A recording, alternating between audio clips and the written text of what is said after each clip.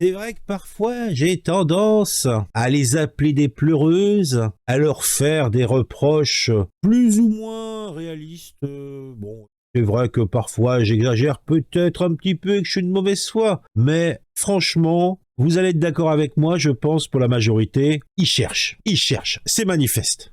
Alors, le dernier truc qui nous arrive, c'est oh ouin ouin, à l'école, les gens ils sont méchants. Ouin ouin, si on fait partie d'une minorité ou si on a un élément physique qui nous fait sortir de la masse des moutons, bah on est la cible des colibets. Oh, et c'est nouveau. Bah non, ça a toujours existé, hein. Et d'ailleurs, sans vouloir faire de la sélection naturelle, ça fait partie de l'acceptation de la société telle qu'elle est. Puisque qu'est-ce que c'est que l'école qui est un microcosme de notre société en plus petit? Mais t'as les sligots, t'as les bons gars, et puis t'as la masse indifférenciée des gens qui se laissent balloter. Et comme en vrai, comme en grand. Et pour me moquer et puis essayer de comprendre un petit peu ce qui se passe dans la tête de ces gens-là, on va lire ensemble un article qui est sorti il y a quelques jours sur Combini qui nous parle de l'école et du fait que les minorités qui sont déjà en minorité se font en plus minorisées. Oh, comme c'est étonnant, comme pourrait dire Zemmour. Si je faisais un montage, je te mettrais le petit Zemmour qui sort du sol et qui ferait oh, c'est étonnant. Bah oui, c'est étonnant. Mais Bon, oui, c'est clair. on va passer à l'article lui-même. Est-ce que on se met le petit... Oh bah oui, quand même, allez, on se le met. Ah bah, c'est plus festif quand même, non?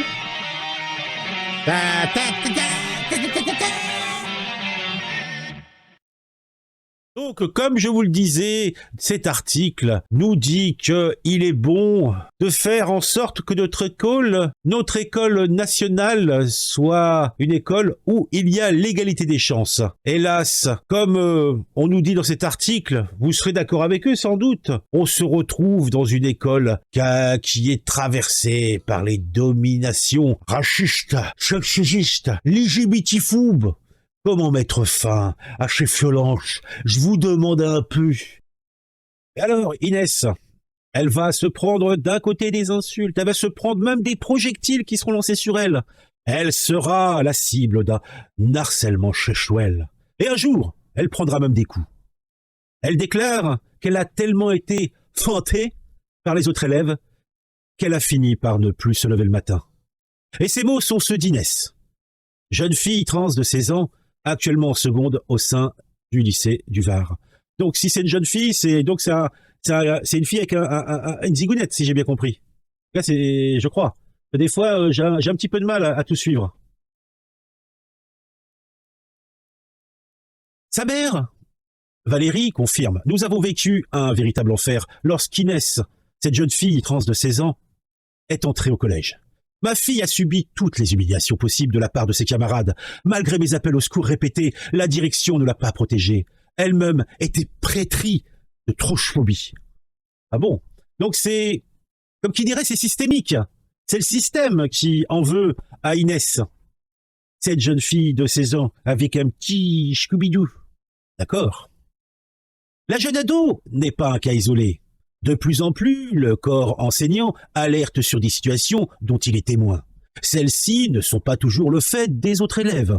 Thomas, enseignant dans un collège REP de Seine-Saint-Denis, raconte: un agent administratif a été convoqué pour avoir tenu des propos sexistes, LGBTphobes et racistes à des élèves. Alors j'aimerais bien savoir quels sont ces fameux propos. Puisque souvent, ce qu'ils appellent des propos, tout ce qu'on a dit là, sont des propos tout à fait usuels. Genre, hé gamin, hé garçon, viens là, hé, t'as pas ramassé le papier. Et il se trouve que le garçon en question s'identifie comme une fille. Donc, il y a agression, hein, il y a propos sexistes. Oui. Donc, si vous rentrez pas clairement dans les termes et vous dites pas les choses clairement, on peut tout envisager. Et si on peut tout envisager, bah, on peut rien prendre en compte. Alors tiens, il causait, le monsieur, qu'est-ce qu'il disait? Quand un enfant met fin à ses jours, il n'y a pas de mots pour dire l'émotion. Le chagrin, la douleur. Oui, continue à pleurer. Moi, je suis sur un article joyeux et gai. L'école contribue à minorer les personnes déjà minorisées. C'est une découverte pour ces gens-là, c'est fou quand même. Je sais pas, ils ont jamais été à l'école. Inquiète. Ah ouais, alors en plus c'est écrit un inquiet-être. Ah ouais. Ah ouais. Ah, à la fin, faut que je mette la chanson de Smiley. Hein. Walk. C'est un walk, walk, walk. C'est un walk. C'est un walk, walk, walk. Les assistants pédagogiques ont saisi la direction. Il demeure pourtant difficile de faire prendre conscience de ces violences lorsqu'elles surviennent au sein d'une institution vantant l'égalité des chances.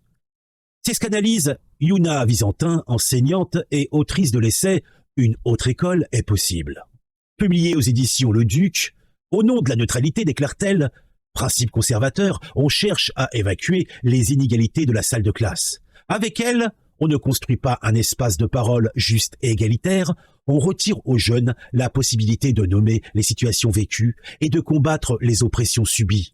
On cherche à les habituer à l'ordre social. » Mais oui, c'est exactement ça. C'est ce que je vous disais en préambule. Ces gens-là oublient que... Moi, c'est ce que j'ai appris très tôt. Je sais plus qui d'intelligent a dit, c'est plus facile de changer soi que de changer la société. Je parle déjà à titre individuel, mais même collectif. Si c'était facile, on changerait toutes les 4 matins tout ce qui compose notre société. Pour un individu, tu es le pot de plâtre, ou je sais plus comment on dit, et tu te bats contre un pot de fer. Tu vas te briser, vieux. Donc, vaut mieux commencer à s'habituer à l'ordre social. Ça ne veut pas dire qu'il faut l'accepter, mais c'est une réalité. Si tu inculques à des jeunes femmes et des jeunes garçons que non, en fait, il faut qu'ils combattent les oppressions qu'ils subissent, mais ils vont se faire éclater. Et là, effectivement, tu peux avoir des cas où certaines personnes un petit peu faibles vont aller dans des gestes extrêmes. Mais n'essaye pas de me faire pleurer en me disant « Oh non, mais une école, c'est un endroit où ça devrait être... » Non, l'école, c'est fait pour apprendre. De base, t'apprends des matières, des machins, et t'apprends à vivre en société. Avec tout ce que cela a de dégueulasse et écœurant parfois. Mais c'est un fait. Je comprends pas que des gens croient qu'ils peuvent, même s'ils créent une bulle dans laquelle il y aurait un espace de parole juste et égalitaire, mais dès que t'en sors de ta bulle, tout explose.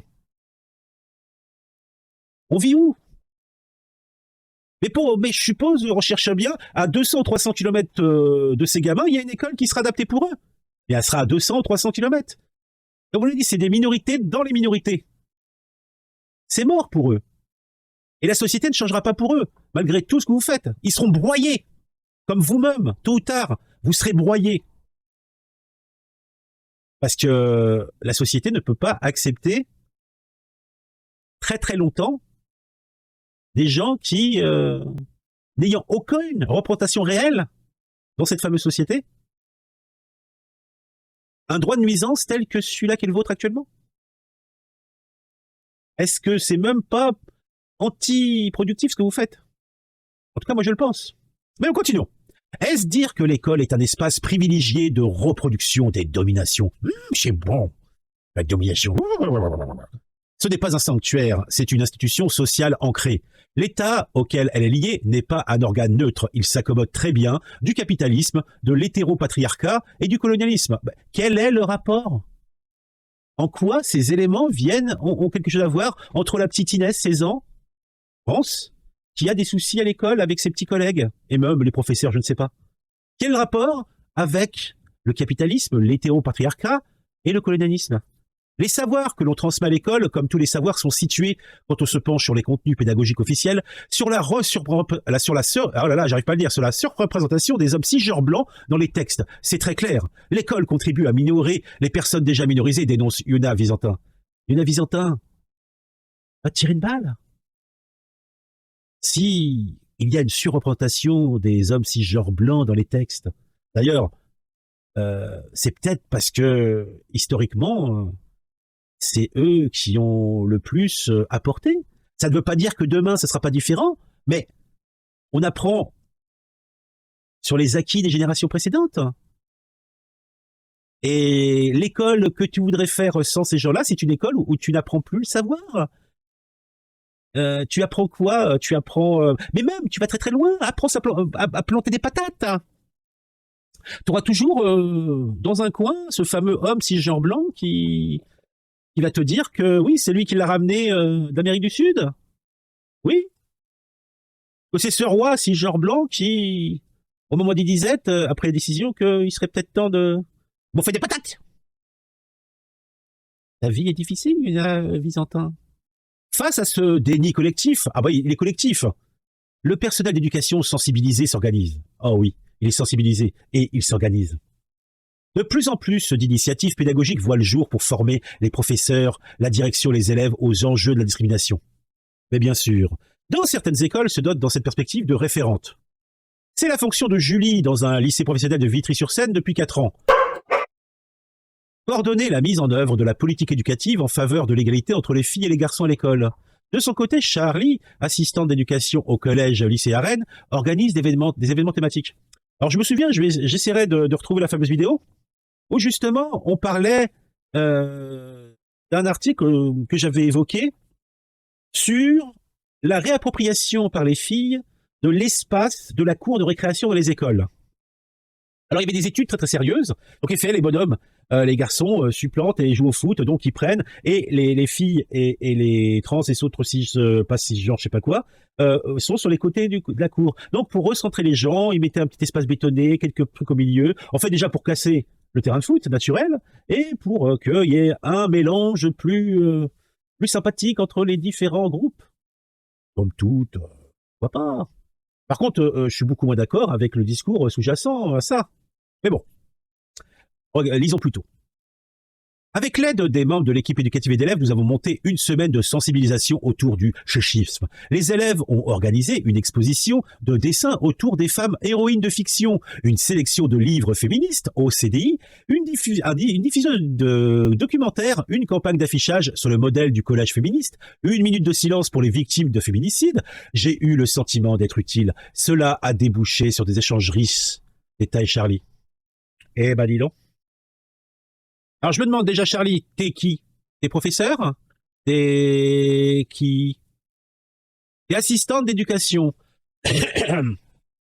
Et tu fais partie d'une association? Tu fais partie d'un organisme quelconque? Ne serais-tu pas une taupe? Il me semble.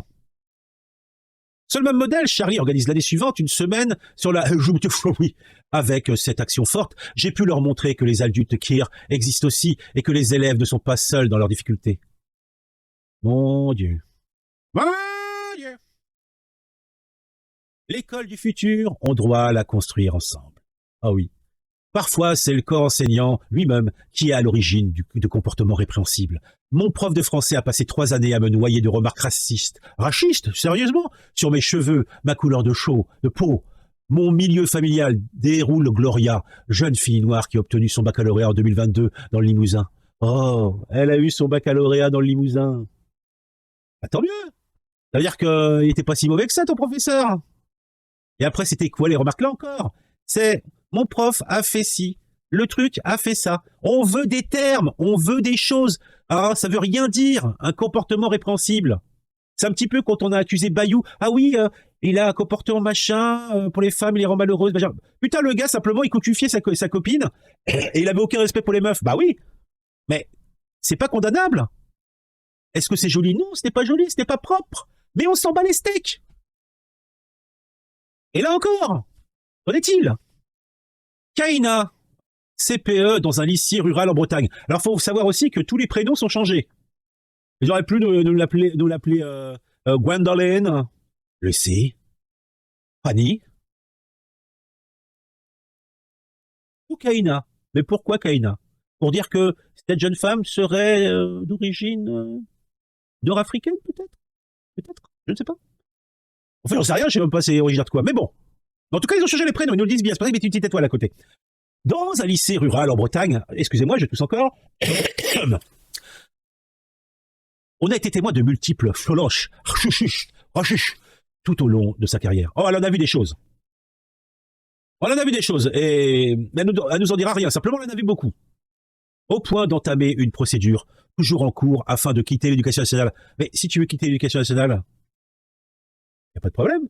Tu prends ton sac, tu quittes l'établissement, tu reviens plus, et tu quittes l'éducation nationale. Ah, CPE dans un lycée rural en Bretagne, je vois pas très bien où est le problème.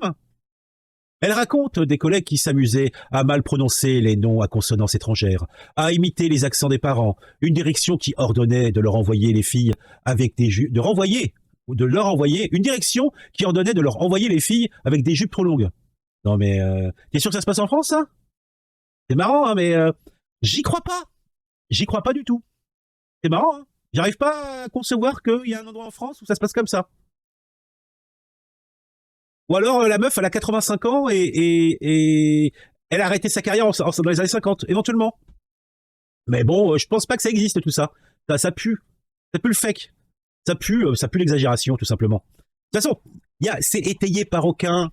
En fait, c'est de la parlotte, c'est étayé par rien. Ça pue. Mais continuons. Car nous aimons quand ça sent un petit peu quand ça sent mauvais. Sur la question des discriminations racistes, on constate une augmentation des initiatives. Manel Ben Boubaker, alors lui c'est son vrai nom, ils ont pas mis la petite astérix, professeur d'histoire géo dans un lycée du Seine-Saint-Denis, parlant d'un tournant en 2016 à la suite d'un durcissement de l'application de la loi de 2004 sur les signes ostentatoires à l'école concernant en quasi-totalité les jeunes femmes musulmanes. Oh, comme c'est étonnant. Mais oui, mais on va prendre des exemples concrets. Les cathos, c'est une croix, ça se met sous le t-shirt et c'est fini. Les petits juifs, eux, s'ils sont dans l'école publique, ils mettent pas de kippa ou quoi que ce soit, tout simplement. Sinon, ils vont dans un truc religieux. Et les jeunes femmes musulmanes, on parle de quoi? On parle des meufs qui mettent, je sais pas, leur truc sur la tête, là, leur voile et compagnie, je sais pas, c'est un autre nom, là. Et c'est interdit, c'est tout, ça s'arrête là. Laïcité, ou ce que tu t'appelles ce que tu veux. Si c'est ostentatoire, il en faut pas.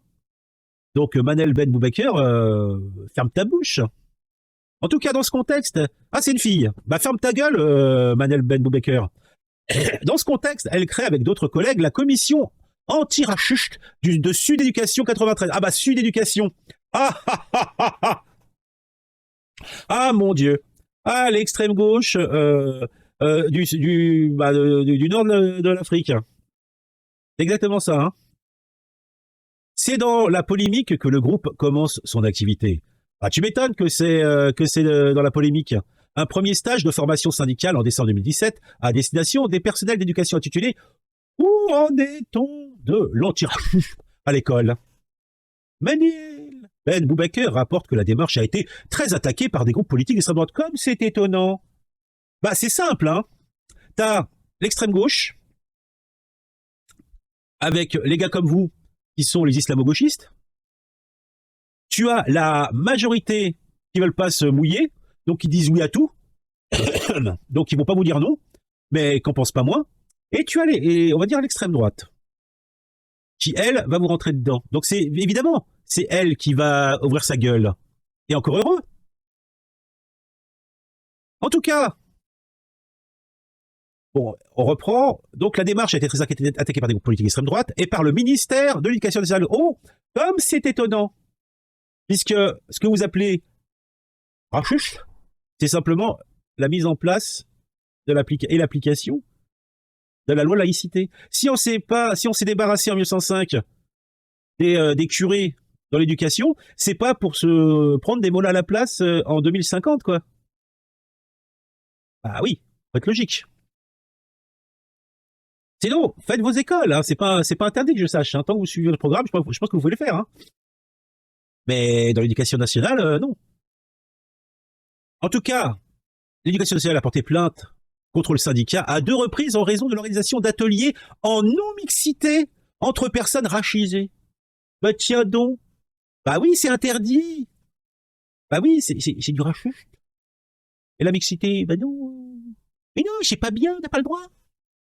Car l'équipe a utilisé l'expression racisme d'État dans le descriptif de son événement. Oui.